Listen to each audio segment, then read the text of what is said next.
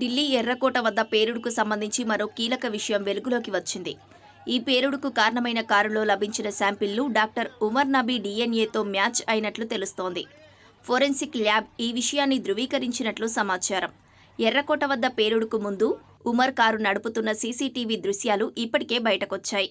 దీంతో ఈ ఘటన సమయంలో కారులో ఉన్న ఉమర్ కూడా ప్రాణాలు కోల్పోయి ఉంటాడని అధికారులు అనుమానించారు. ఈ క్రమంలోనే పుల్వామాలోని అతడి కుటుంబ సభ్యుల నుంచి డిఎన్ఏ నమూనాలు తీసుకొని పరీక్షించారు.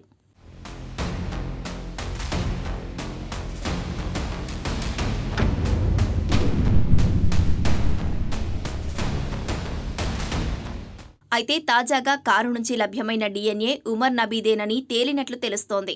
దీంతో పేలుడు జరిగే సమయానికి అతడు వాహనంలోనే ఉన్నాడని అధికారులు నిర్ధారించినట్లు సమాచారం.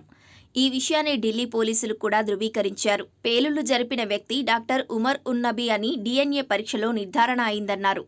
అతడి తల్లి నుంచి తీసుకున్న నమూనాలతో ఈ పరీక్షలు నిర్వహించినట్లు తెలిపారు. ఈ సందర్భంగా పేలుడు తర్వాత అతడి కాలు స్టీరింగ్ వీల్, యాక్సిలేటర్ మధ్య ఇరుక్కుపోయినట్లు వెల్లడించారు.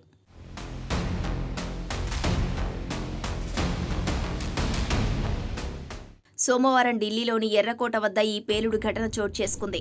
ఈ ఘటనలో 12 మంది మరణించగా ఇంకా అనేక మంది గాయపడ్డారు. హ్యుందాయ్ i20 కారులో ఈ పేలుడు సంభవించినట్లు పోలీసులు గుర్తించారు. ఈ కారు నడిపింది డాక్టర్ ఉమర్ అని సీసీటీవీ దృశ్యాల ఆధారంగా ధృవీకరించారు. ఇతడికి ఇటీవల వెలుగులోకి వచ్చిన ఫరీదాబాద్ మాడ్యూల్తో సంబంధాలు ఉన్నట్లు కూడా నిఘా వర్గాలు గుర్తించాయి.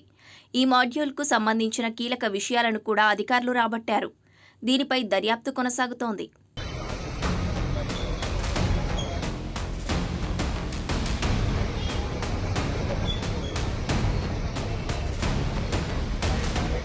ఇదిలా ఉండగా పేలుడుకు కొన్ని గంటల ముందు రాజధానిలో ఓ మసీదుకు ఉమర్ వెళ్లినట్లు తెలుస్తోంది. దీనికి సంబంధించిన సీసీటీవీ దృశ్యాలు తాజాగా వెలుగులోకి వచ్చాయి. సోమవారం మధ్యాహ్నం 2:30 ఎర్రకోట వైపుకు వెళ్లే ముందు రామ్లీలా మైదాన్ సమీపంలో ఫైజ్-ఏ-ఇలాహీ మసీదుకు వెళ్లినట్లు గుర్తించారు. ఉమర్ 10 నిమిషాలకు పైగా అక్కడే ఉన్నట్లు తెలుస్తోంది.